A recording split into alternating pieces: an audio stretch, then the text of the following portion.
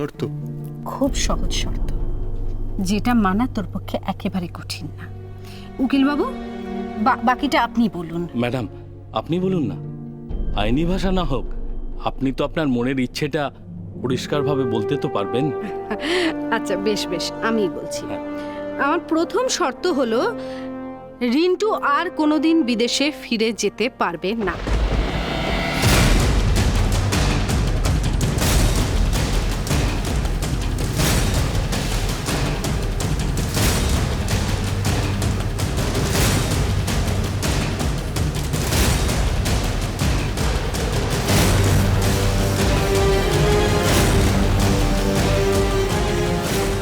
দ্বিতীয় শর্ত, ব্যবসা থেকে যা লাভ হবে সব লাভটা রিন্টু ভোগ করতে পারবে, কিন্তু ব্যবসা বা সম্পত্তির কোনো কিছু অংশ রিন্টু বিক্রি করতে পারবে না।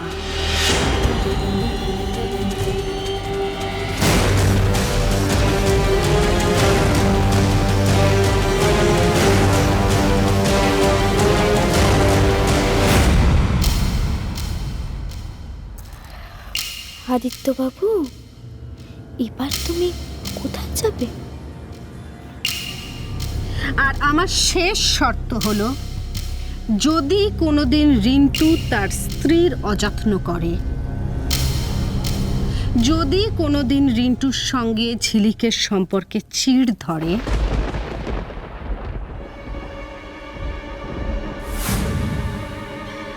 তাহলে এই সমস্ত সম্পত্তির একমাত্র মালিক হবে ঝিলিক।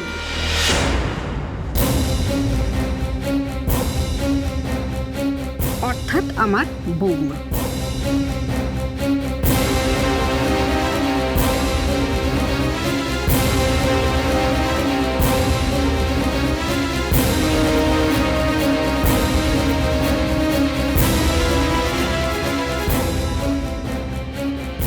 মা, তুই তো সম্পত্তির জন্যই বিয়ে করতে রাজি হয়েছিলি রিন্টু। আমি খুব ভালো করে জানি, কারণ আমি তোকে খুব ভালো রকম চিনি।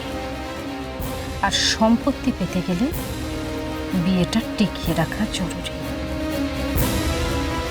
তাহলে তো সব সম্পত্তি ঝিলিকের নামেই হয়ে গেল। ঝিলিকও তো তোরই রিন্টু। যেদিন তুই ঝিলিককে সম্পূর্ণ মেনে নিতে পারবি, দেখবি সব সম্পত্তি তোরই হয়ে গেছে।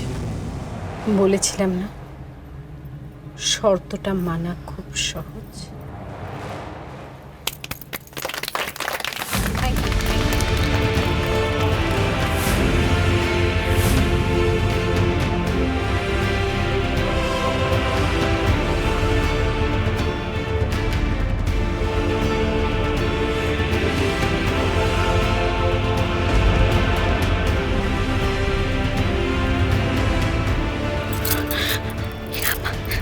পাগলামো করো না মা,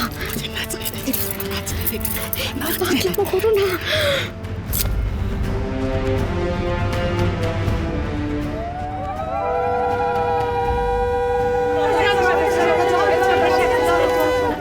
মুখার্জি বাড়ি থেকে ওরা সবাই এসে গেছে। হ্যাঁ, অখিল, রানী, চলো যাই।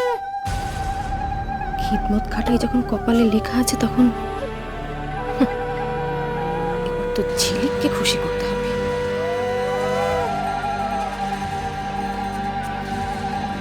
না না, এভাবে না, এইভাবে, যাতে ওরা দেখে দিদিকে বলে, আপনার ভাই আর ভাইয়ের বউ কত ভালো আপ্যায়ন করলো, তাই না? চলো।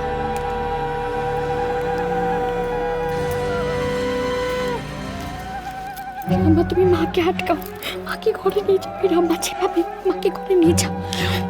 রাম্মা, আমি মাকে কথা দিয়েছি, ফুলকি এই সিংহাসনে বসবে। যাও গিয়ে মাকে আটকাও। ফুলকি কেমন দরকার? ফুলকি,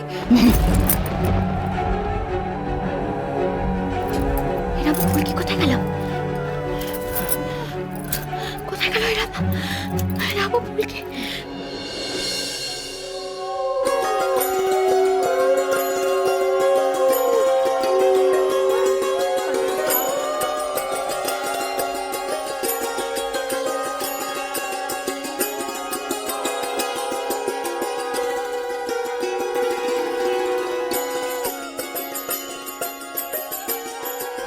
মিসেস রায়চৌধুরীকে দেখছি না।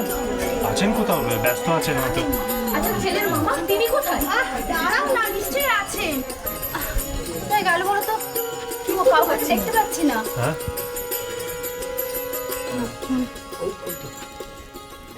ওই তো এসে গেছে। আরে আসুন আসুন আসুন। আরে আগে বলুন তো এগুলো কোথায় রাখবো? এই তো এখানে এখানে। বাবু মানে কাউকে যদি একটু পাঠাতে পারেন, কেননা বাইরে আরো অনেক। আরে কাউকে দরকার কি আছে? আরে বাবা, ভাগ্নের বিয়ে, মামা থাকতে আবার আরেকজন কেন?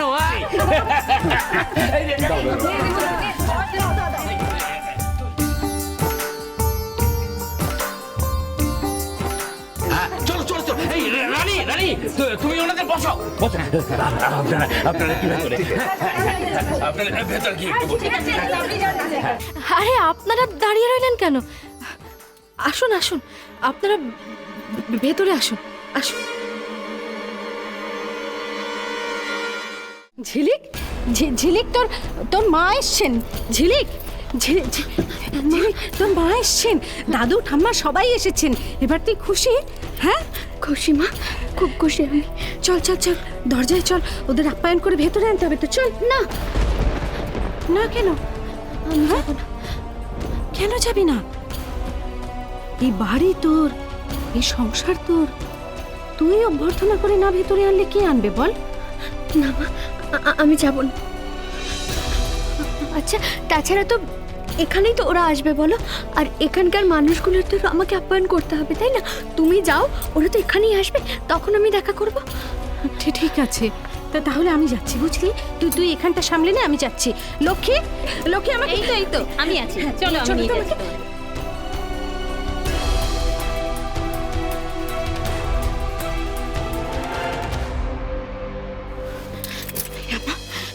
আমার ফুলকি কোথায় গেল?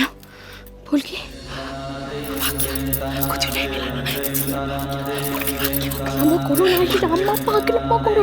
আমি তো মাকে কথা দিয়েছি যে ফুলকি এই সিংহাসনে বসবে। আমি তো মাকে কথা দিয়েছি।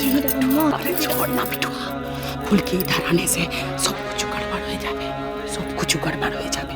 अरे माँ जी तक जमीन जायदाद सब कुछ लिखे दिए छे, झमेला हटा बिटवा। আমি সম্পত্তির ব্যাপারে একটু ভাবছি না, আমি তো মার কথা ভাবছি। আমি যে মাকে কথা দিয়েছি, মা যদি এখানে এসে ফুলকিকে দেখতে না পায়। अरे खाली माँ माँ माँ এই রাম্মা, যা বলছি তাই করো। তুমি গিয়ে মাকে আটকাও, যাও। আমি ততক্ষণে ফুলকিকে খুঁজে নিয়ে আসছি। যাও যাও হিরাম্মা।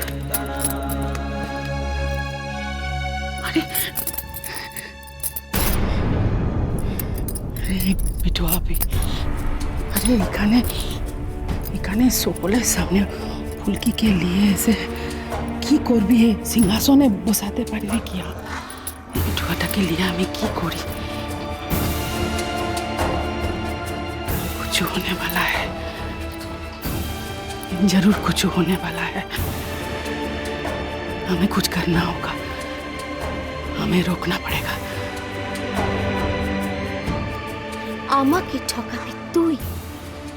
যেই আমি সবাইকে ঠকিয়েছি, যে ফুলকি প্রতিমা মুখার্জিকে ঠকিয়ে মুখার্জি বাড়ির মেয়ে হয়েছে, তুই তাকে ঠকাবি? ফুলকি